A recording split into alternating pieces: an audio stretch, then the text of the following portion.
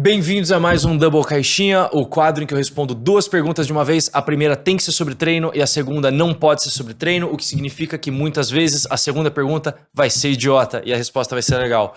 Vamos lá, essas perguntas são do Rodolfo Muscatello, também conhecido como Buiú, lenda do handebol universitário, o cara que se recusa a parar de jogar no universitário.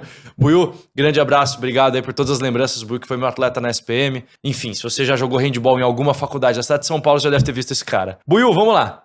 Exercício para recuperar ou proteger o cotovelo com epicondilite. E a segunda pergunta é, um gorila contra 100 homens, quem leva? Beleza, vamos começar pela questão do cotovelo. Primeiro é identificar se realmente é uma epicondilite. A segunda coisa é, as inflamações do epicôndilo ou as tendinites, as inflamações de estruturas passivas, entre aspas, quando a gente não fala de musculatura, a gente está falando de tendão, de ligamento, de cartilagem, de parte mais articular, essas inflamações geralmente acontecem por sobrecarga. Ou porque rolou uma sobrecarga agudamente, então tipo, alguma coisa que você fez pontualmente em um dia, em um momento, que foi muito intenso e aquela articulação não aguentou e aí ela inflama e aí você tem esses incômodos, ou cronicamente, ou você foi sobrecarregando de pouquinho em pouquinho, mas foi sobrecarregando sem que houvesse a recuperação adequada daquela estrutura durante muito tempo, e uma hora esse processo inflamatório fica maior e a gente vai ter essa epicondilite. Então, basicamente são esses dois mecanismos em que a gente gera esse tipo de lesão. Não é exatamente uma lesão, mas é um processo inflamatório, um processo deletério ali da articulação. Então, a primeira coisa é identificar se é agudo, se é crônico e o que aconteceu. Muitas vezes o tratamento com fisioterapia vai resolver, e é isso aí, desinflamou, resolveu, voltou, vai para atividade. Muitas vezes essa epicondilite ela vai estar associada com algum tipo de tendinopatia. Tendinopatia é o termo mais atual para a famosa tendinite. Então a tendinite, na verdade, não se chama mais de tendinite porque o sufixo "it" é de inflamação. E o que acontece na tendinopatia não é só uma inflamação do tendão, é que depois que essa inflamação passa, ainda existe algum tipo de alteração estrutural no tendão. Geralmente tem um afilamento, então o tendão fica um pouquinho mais fino, um pouco mais frágil. E as fibras do tendão, o tendão é como se fosse uma corda. Imagina uma corda com várias fibras. As cordas desse tendão, elas ficam emaranhadas, elas ficam desalinhadas quando você tem a tendinopatia, que geralmente vem depois de um processo inflamatório. Dor no cotovelo, de forma mais genérica, tá? Que eu tô tratando aqui, eu tô falando de tendinopatia, blá blá, mas de forma mais genérica, dor articular, a gente trata. Se você tiver a opção de passar com um fisioterapeuta que vai fazer o tratamento com ultrassom, laser, com os choquinhos e tudo mais, com toda a parte de analgesia e de tratamento de combate à inflamação, o pessoal vai saber te orientar muito melhor do que eu, mas uma parte fundamental do seu tratamento é com exercício. E aí com exercício a gente tem que tratar de forma progressiva. Então a gente começa com cargas que não gerem uma dor tão grande, que não agridam tanto a parte articular, e a gente vai pouco a pouco progredindo carga. Então a gente começaria com repetições muito altas, né? Então exercícios com pouco peso e muita repetição, então na faixa de 20, 25, 30 repetições, e depois pouco a pouco a gente vai, conforme a dor vai diminuindo e a estrutura, né, do tendão e tudo mais vai respondendo ao estímulo, você vai reduzindo o número de repetições e aumentando o peso que você vai usar nesse estímulo. Outra coisa que é interessante, principalmente em fase muito inicial, é o uso de isometria. Inclusive, um agradecimento especial a Flávia Nakataki, minha fisioterapeuta de longuíssima data, que cuidou de mim em 2012, 13, 14, na época das primeiras cirurgias do joelho, quando eu me lesionei mais feio lá no handball, e que me acompanha até hoje quando eu tenho algum piripaque, eu preciso de fisioterapeuta. Essa mulher é incrível, excelente profissional, professora, fala muitíssimo bem, tem embasamento na ciência, tudo que ela faz. Então, se você ainda não segue a Flávia, @Flávia Nakataki no Instagram, ela trabalha no Instituto Vita, que tem ótimos profissionais. Enfim, Flavinha, seu fã, você já sabe, né? Então, ela me falou recentemente dessa questão de que tem estudos interessantes mostrando que a isometria, então exercícios sem movimento, tipo, em vez de fazer um movimento de bíceps, a isometria, que você contrai, mas não faz movimento, ou tipo a cadeirinha e tal, prancha, exercícios isométricos são exercícios que são eficientes na modulação central da dor, então na percepção de dor. Parte da percepção de dor, o processamento da informação de dor acontece no sistema nervoso central, e os exercícios isométricos parecem ser muito eficientes nesse sentido de melhorar a modulação do quanto de dor você percebe naquela estrutura.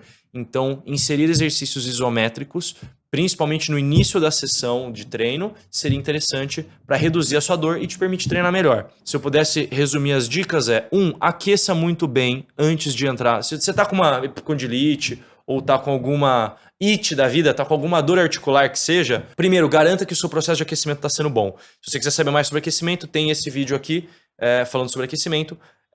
Então, tanto de esquentar o corpo, então, de repente, até um aeróbico de baixa intensidade para elevar a temperatura corporal, melhorar a circulação sanguínea, diminuir sua percepção de dor, pode ser uma boa. Depois disso, a gente vai fazer o aquecimento específico, então aquecer bem as articulações que você vai usar no treino e depois disso você vai para as cargas. Insira exercícios isométricos para melhorar a modulação de dor e comece trabalhando com baixas cargas e altas repetições. Pouco a pouco, conforme a dor for diminuindo, a gente vai tirando repetição e aumentando o peso para que você recupere a musculatura, o tendão e todas as estruturas estejam muito bem treinadas ao final desse processo, né? Treino a treino a gente vai progressivamente mudando isso. A segunda pergunta, que eu já não lembro qual era. 100 homens, um gorila. Puta. Cara, eu já respondi tanto isso informalmente que agora na hora de responder em vídeo eu já tô de saco cheio. Mas é o seguinte, as pessoas superestimam o tamanho e a força de um gorila e elas subestimam o quão grande é o número 100. Um gorila não é tão grande quanto as pessoas imaginam, apesar dele ser realmente muito grande. Gorilas têm pouco mais de 2 metros de altura e pesam um pouco mais de 150 quilos. Um gorila macho adulto chega a perto de 180 quando ele é grande. Se a gente for pensar num gorila não tão gigante, um gorila de 150 quilos, 150 quilos é um peso que um ser humano chega. Não chega, aliás, mesmo 180, se você for pegar Strongman mesmo, aqueles, né, os caras competem o homem mais forte do mundo, tem cara que chega a 190, 200 quilos. Então Montanha, Ed Hall, Brian Shaw, os caras grandes mesmo, esses caras chegam nesse peso. Não tem o mesmo nível de força que um gorila, porque tem uma questão de alavancagem, de orientação das fibras. O gorila é mais forte que um ser humano. É sim mais forte, mas ele não é 200 vezes mais forte que um ser humano. Então, certamente teriam mortes envolvidas nessa treta aí, nessa briga. Mas a quantidade de massa humana brigando do outro lado é tão gigante que haveria um soterramento literal do gorila. Se houvesse uma ação coordenada, ele morrer, né, a vitória seria humana, nem que fosse por pisoteamento. Pô, essa pergunta talvez desmonetize o vídeo, desgraçado. Apesar que eu não sei nem se ele é monetizado, porque não deve ter audiência. Mas eu tô falando de luta e tudo mais, e matar o gorila e blá blá blá. Não sei se vai ter algum termo específico que vai ferrar o vídeo. Mas enfim, 100 pessoas, se a gente está falando de 100 pessoas de 70 quilos cada uma, a gente está falando de 7 toneladas de um lado contra 180 quilos do outro.